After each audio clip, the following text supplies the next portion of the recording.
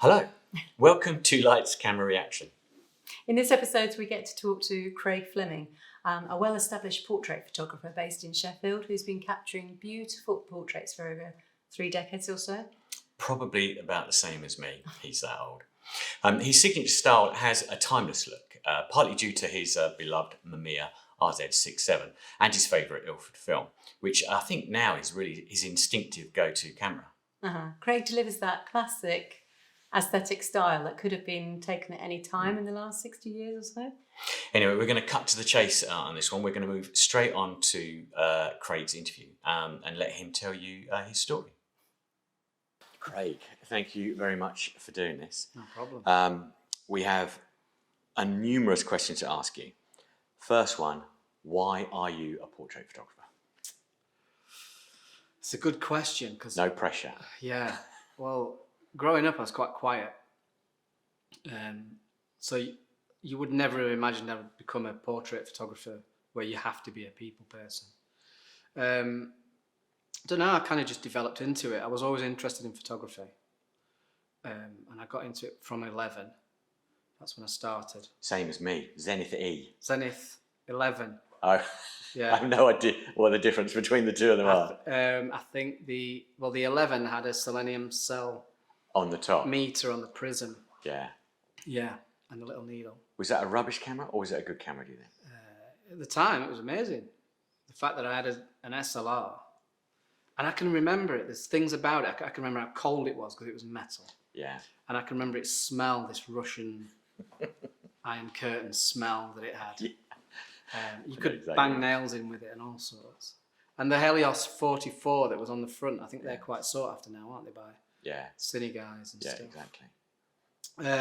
So I got into it at 11, and I've always done it. I've always done it at some level, even though after leaving school, I did go to college, which is just a stone's throw from here. But went on my lunch, stayed on it, didn't get much out of college, didn't get it at all. And I'd already got a dark room at home, so there was no point. That's basically all you were doing. You were just going through the motions at college back in the 80s. But I always did it semi-pro, even when I was working after I'd left school.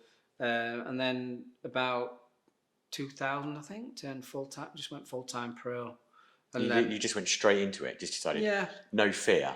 Yeah, well, I'd pretty much done bits and bats of other stuff. So, and we were shooting on film back then, obviously.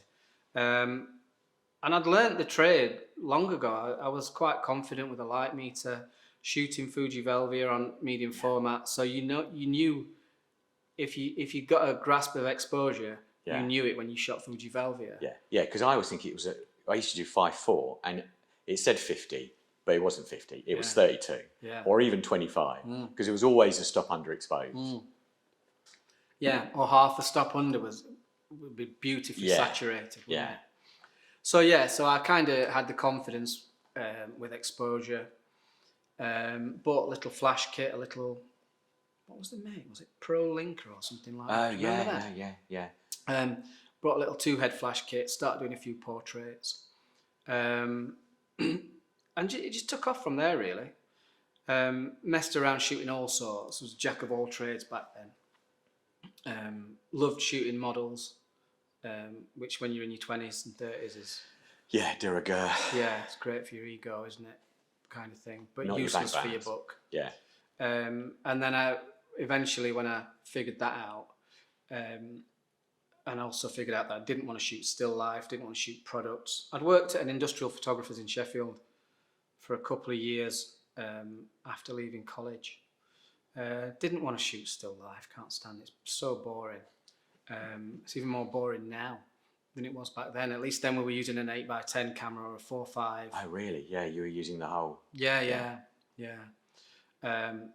So just ended up really photographing anyone and everyone I could find. You know what I mean? I've always been interested in the little stories that are happening everywhere you look. There's always pockets of humanity that are happening everywhere, aren't there? You know what I mean? So I've always been kind of interested in that. And then digital came along, so then you could shoot anything. Do you know what I mean? There was no cost involved, and it was awful. Early digital, Nikon D100. Oh, I had a D1X. Oh, so you were posh. Yeah.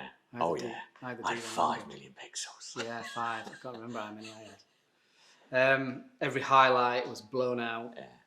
Having to pull skin from the cheek or the forehead and clone it in and blend it out. And That sounds like now. yeah. And then I just kind of drifted towards portraiture. I think it was just I don't know. Got fed up with shooting models and You basically just fell into it. fell into it. Yeah. You find your natural niche, don't But you? you clearly have, because kind of leading on to the Portrait of Britain Award. How did that come about then? How did you? Tell us the story behind that one. I think there was a point about 5 or 6 years ago when I just decided that portrait would be my niche. That I was interested in it. And it was around the same time that I went back to shooting film. I think I must have hit some kind of mid-career crisis kind of thing where I was like, what am I shooting? You've got to leave some like kind of legacy, surely. It's creative art at the end of the day. It's not, I wasn't in it for the money, I wasn't in it for the jobs. To this day, I don't really care too much about the jobs. But that's the definition of an artist, actually. Yeah. I want to be creative and I want to earn money from it. I could never call myself an artist. So when I see, guys like you doing what you do, that's kind of almost what I aspire to.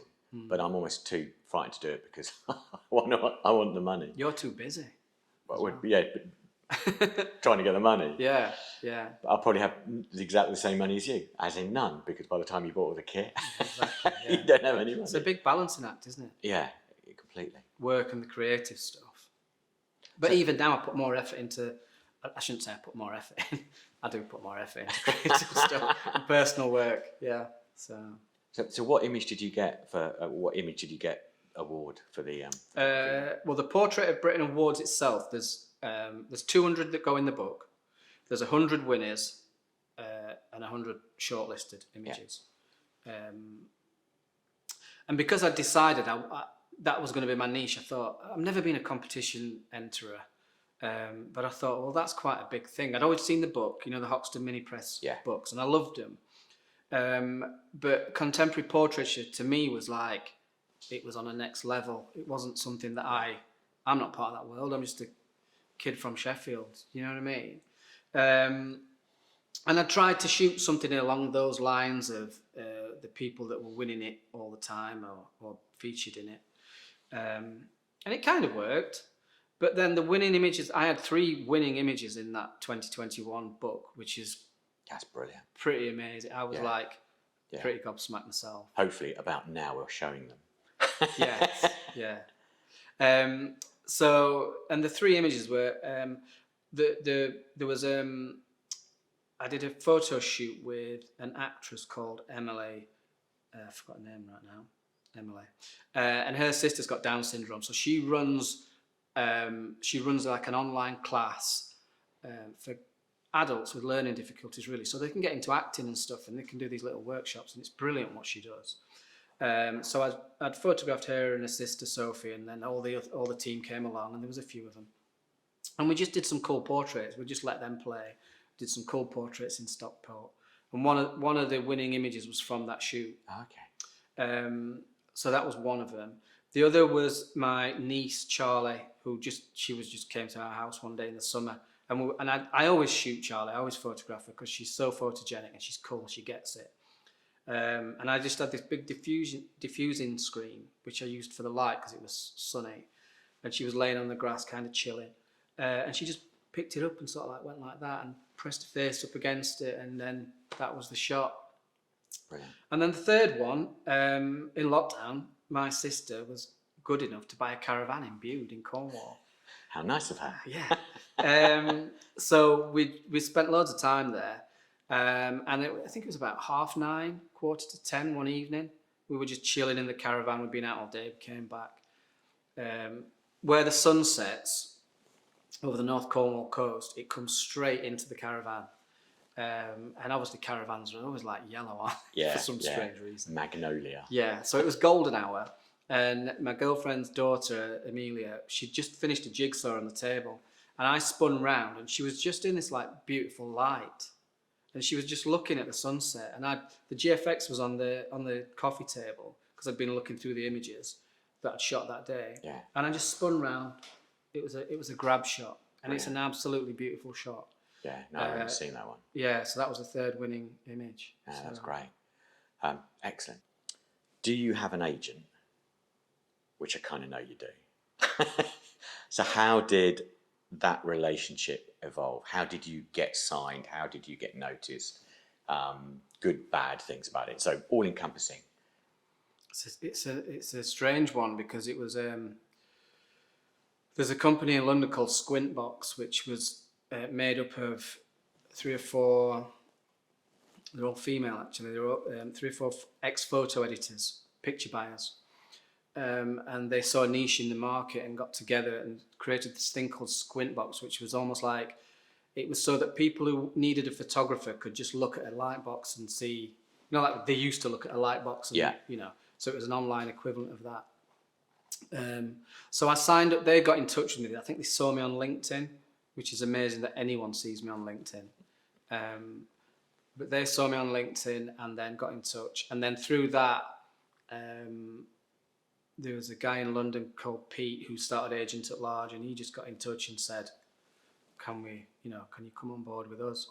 And I wasn't really looking for representation because it kind of, I don't know, I wanted to move into London and shoot more London stuff. So that's why I went with him. But yeah, I kind of like, to this day, I still don't know whether it's worth having an agent or worth representing yourself. It is a difficult question, and a lot of people out there kind of think you get an agent and job done. That's what you need to do. They'll do all the work. Yeah. They'll get you the work. But it's not like that. No, it's definitely a two-way thing, isn't it? You have to shoot the personal work, and then you have to keep feeding them the personal work, and then they tout the book, and it really is just a collaboration more than anything. Yeah. Which actually kind of leads in actually to a question. You obviously do shoot personal work. Do you prefer shooting personal work than the commissions? Oh yeah. And all right. So what's your favourite personal work project? There's a few people that I just continually go back to photographing because they evolve over time, and so does my work, albeit more subtly than sometimes they do. So one of my the main person that I shoot is Elise. If you look at my Instagram or website, you'll see her in various different. There's ones where she's got a skinhead. She's got a crown on. Yeah, she's got a crown. She's got no eyebrows. She's wearing lobster claws. In fact, when she came in the sailor suit and lobster claws, I think she shaved her eyebrows on the train. So she's a proper... Damn, we should have asked him to do that today. Yeah. I did ask her if she could come actually, but she's in Stockport and she's working today. So she's cool. Every time we shoot, we just get amazing stuff. We just did a project in Manchester a couple of weeks ago, and she just turned up wearing fairy wings and bizarre. She's bizarre in a cool way. Is she a model or is she an actress? She's not a commercial model in terms of... She might have an agent now. She might be with one of the sort of artisan agencies. I'm not sure. She's done a bit of acting, I think. She's done a bit of everything. When I met her, she was a beat poet, and she just escaped from a Berlin alien sex cult. So couldn't make that That up. tells you everything. Yeah. Excellent. She applied for a job as a backing singer with a band in Berlin, and it turned out to be an alien sex cult. Okay, let's talk about recent jobs. Now, clearly, we've had this chat, so I've got a favourite. It's the same as your favourite. Tell us about the Bill Nighy gig. The Bill Nighy gig. I nearly didn't get it. It was a commission from the Los Angeles Times, and they found me on Instagram. So they messaged Kate Kuo, the photo editor. She'd requested me on Instagram. Now, me and Instagram have a very odd relationship. I kind of treat it with quite a lot of disdain. But it's the way things are going, and I think the LA Times had changed staff and it had gone a lot younger. And so she'd requested me, and I often don't look at my message requests. I just kind of like, you know, I don't use Instagram like I should. And this is why you should have an agent. Yeah, exactly. Exactly that. So she requested me, and then I just sort of like saw the email, the message, and she said she was the photo editor at LA Times, and I was like, I was just about to reply. Of course you are. Yeah, I Buzz Lightyear. Didn't. Checked out her profile, and she was who she said she was. This was on the Friday. Basically, the gig was on the Monday in London. So it all had to be sorted out, and because of the time lapse between LA and Sheffield, well, London, it's difficult to communicate sometimes. Anyway, put it all together. It was dead quick shoot, and the brief it was a brilliant brief, because I asked her, I said, because she'd not given me a brief, and I was like, what do you want me to do? What are you thinking? And she just said, you do what you do. We love what you do, so just do whatever you want. That's a great brief. So to get an A-lister is amazing. Yeah. To get a brief like that is probably even more amazing, to be fair. So I was just sort of like driving down I missed the World Cup final, actually. I was driving down to London sort of like thinking, what am I going to do? And then she sent me this message, like, do whatever you do. So, brilliant. Occasionally we get this brief where you can do whatever you do. But yeah, do it in the we style need these shots, and I want you to copy these images that we really like that aren't yours, and we couldn't afford them, so we just want you to copy that. And we kind of go, why? Yeah, that's often a bugbear of mine, where you might get a commercial commission and you're shooting it in Manchester's northern quarter in December, and then you get all these shots on a mood board. It's basically someone's Pinterest, where it's like shots in LA, in Rome and LA, and in golden hour, and you're thinking, Jesus, this is Manchester. What am I going to do here? But going back to the Bill Nye shoot, that the fact that it was an open brief meant then I'd sort of like debated, should I take the RZ67 and a load of film? But when they said that, it was like, oh yeah, that's cool. So on the shoot itself, being able to just shoot a roll of film. I only shot one roll of film on him. I only had 15 minutes with him. So I just shot one roll of film and a few digitals. But it was the right decision to take that camera. You got an awful lot of images in 15 minutes. Yeah. I mean, well, what's he like to work with then? I mean, he's cool. He's exactly like he is in real life. You know, he is just cool. And the camera itself, when you get the RZ out, that always breaks the ice a little bit, because it's a talking point. And obviously this guy can remember being shot on these things years ago. Probably hasn't seen one in a few years. Yeah. And he was asking me about it, and it's always a talking point, no matter who I'm shooting. And the physics of the camera, I mentioned generally it was on a tripod for that shot, but the physics of the camera, because it's there, I can talk to him. Yeah. So as a portrait photographer, being able to talk to someone, that is 90% of the job. Getting them to chill. Yeah. Do you know what I mean? He was looking at the camera while listening to me, and I was listening to him. So already he's relaxed. He's like interested. He's engaged in what I'm doing. Whereas when you shoot with like an SLR or a mirrorless, it's there. Yeah, it covers your face. And it's like that. You feel like a press photographer. Exactly, yeah. And if it's tethered to a laptop, you've got people rushing up to the laptop. You've got makeup artists rubbing the screen. And do you know what I mean? And it's like, and then they want to stop. And initially, on digital, if you're tethered and your initial shot's not even, you're just checking your exposure maybe.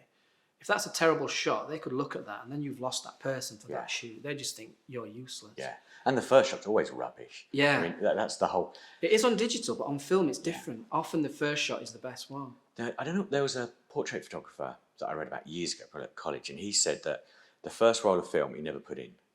So he basically pretended to take photos, and then he'd put the film in after 12 shots, and then he'd start the shoot, because the person had relaxed. And because he goes, the first roll of film is always rubbish, so I don't bother putting it in. I'm opposite. I always think that one of the first rolls are the best. In fact, if I'm shooting digital and analog, I always start with film. Yeah. Always. We shot Fred Serex with a Fuji X-T2 titanium. So it looked like, and he was like, I've never been shot with a camera like that before, which I took as a good thing. Although in hindsight, that could be, here's a couple of amateurs. Yeah. But he used our shot for his website, so, you know, can't knock that. But all right, so that leads into a nice question. Cameras. What are your thoughts on cameras? Do you prefer digital? Do you prefer RBs? I prefer RZs? analog. Yeah, I love my RZ. It's a stunning camera. The images from it on the 110 lens are just, it's the perfect portrait lens. I can work really close to someone. It's dead intimate. It's like, you know.